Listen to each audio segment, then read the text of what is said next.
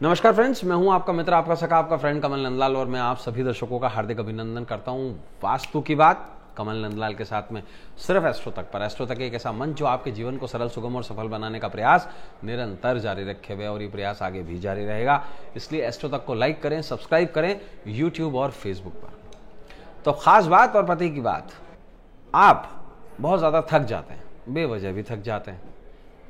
कई लोग दिन में 12 घंटे काम करके भी नहीं थकते और कई लोग मात्र 2-4 घंटे में काम करके थक जाते हैं। इसके पीछे भी है वास्तु दोष। जी हाँ, मैं आपको आज बताऊंगा थकान के पीछे क्या होता है वास्तु दोष। आइए जानते हैं और विस्तार से जानते हैं। पहले हमें यह समझना होगा कि हमारी जो बॉडी स्ट्रक्चर है, इसको मैग्नेटिक वेव्स नॉर्थ से हम पे आती हैं और ईस्ट से solar light, ultra red zone जो है हमारे पर, अल्ट्रा वायलेट भी और अल्ट्रा रेड लाइट मोड भी हमारे पर एक्टिवेटेड होता है। और ये डायरेक्शंस, दो डायरेक्शन नॉर्थ और ईस्ट हमारे लिए बहुत पॉजिटिव होती हैं क्योंकि ये हमारे बॉडी में संचार पैदा करती है ऊर्जा का। वास्तुशास्त्र जीवन के हर क्षेत्र में, आपने देखा होगा मैं बहुत यूजुअली अनयूजुअल टॉपिक उठाता हूं, वो टॉपिक जो कोई और नहीं उठाता। उसका एक मूलभूत कारण है कि कोई ऐसी चीज बनी ही नहीं है जो वास्तु से कनेक्टेड ना हो। इसलिए जहां पर वस्तु है वहीं वास्तु है, यह बात बिल्कुल ठीक है। घर हो, ऑफिस हो, फैक्ट्री हो, कहीं पर भी वास्तुशास्त्र काम जरूर करता है और वास्तुशास्त्र के नियम भी काम करते हैं और जीवन को सुधार सकते हैं। और अगर इनका पालन, अगर इनको इम्प्लीमेंट किया जाए तो ये जीवन को सुधार सकते हैं और अगर इनसे हटके काम कर लिया जाए तो ये जीवन को बिगाड़ भी सकते हैं मित्रों। और अमूमन आज के परिवेश में ज़्यादातर लोगों के घर का वास्तु बिगड़ा हुआ है क्योंकि अमूमन लोग अब फ्लैट्स में रहने लग गए। अगर कुछ अपने मकानों में भी रहते हैं तो उनको वास्तु की पूरी नॉलेज नहीं है। वास्तु का अर्थ होता है सराउंड साउंड लिविंग, यानी कि आप जो है, आपका इर्द गिर्द जो है, जो इकोसिस्टम है, वो बहुत शुभता से घिरा हुआ हो। वास्तुशास्त्र के जो नियम है उनके अनुसार सोने का सही तरीका होता है।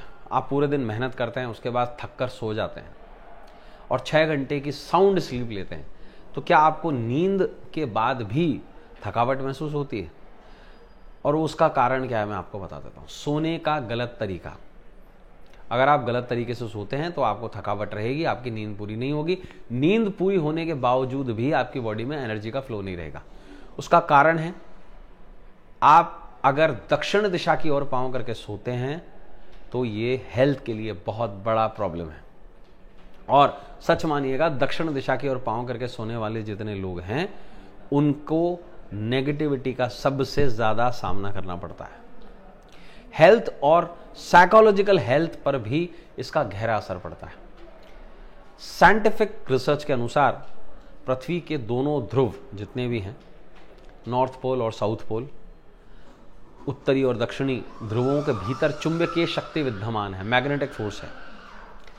शारीरिक संरचना के अनुसार सिर जो है हमारा, ये वास्तु के अकॉर्डिंगली ये उत्तर दिशा है और आपके पांव जो है वो दक्षिण दिशा है। जब आप उत्तर दिशा की ओर सिर करके और दक्षिण दिशा की ओर पांव करके रख के सोते हैं तो ये प्रतिरोधक का काम करती है।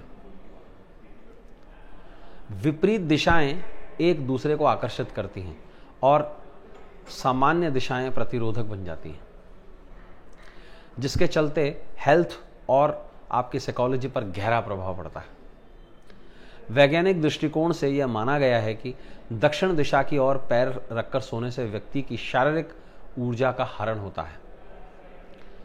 जब वहां सुबह उठते हैं तो उसे अजीब सी थकावट महसूस होती है, जबकि अगर आप यही दक्षिण दिशा की ओर सिर रखकर सोएंगे तो सुबह तरोताज़ा महसूस करेंगे क्योंकि रात को जो बॉडी फ्लो होता है वो टांगों से सर की तरफ जाता है। सुबह जब हम खड़े होते हैं तो ये जो बॉडी फ्लो होता है सिर से टांगों की तरफ जाता है।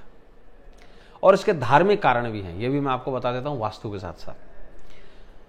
पुराणों में ऐसा उल्लेख आता है कि दक्षिण दिशा जो है वो यम की दिशा भी है। इस दिशा में पैर रखकर सोने से दोष लगते हैं। महाभारत में अनुशासन पर्व है, उसमें ये दिया गया है, और पद्म पुराण में भी और सृष्टि पुराण के अनुसार भी दक्षिण दिशा की तरफ पैर रखकर सोने से उम्र कम होती है, आयु का ह्रास होता है। इसके साथ साथ बीमारियां भी बढ़ती हैं। ऐसे घरों में लक्ष्मी जी वापस लौट जाती हैं। तो आपको एक बात समझनी होगी कि नॉर्थ की जो मैग्नेटिक वेव्स है, जब आपकी टांगों से होती हुई आपके सर तक जाती हैं तो आपके सर में चार्जिंग हो जाती है। तो इस चार्ज को, क्योंकि जो आपका पाँव है वो दक्षिण दिशा है, तो हमेशा opposite direction attracts each other. जब आप इसी तरह से सोएंगे तो मैग्नेटिक वेव्स नीचे से ऊपर की तरफ बढ़ के आपकी बॉडी को चार्ज दे देंगी, जबकि ऑपोजिट रिपेल्स। अगर आप नॉर्थ पोल के मैग्नेट को नॉर्थ पोल के मैग्नेट से मिलाएंगे तो रिपेल कर जाएगा, तो एनर्जी आपके अंदर जा ही नहीं पाती है, उल्टा आपकी बॉडी से उसका ह्रास हो जाता है उसे रोकने के लिए। तो रात को कभी भी साउथ डायरेक्शन की तरफ पाँव करके बिल्कुल भी ना सोएं आप नॉर्थ डायरेक्शन की तरफ पाँव करके सोएं।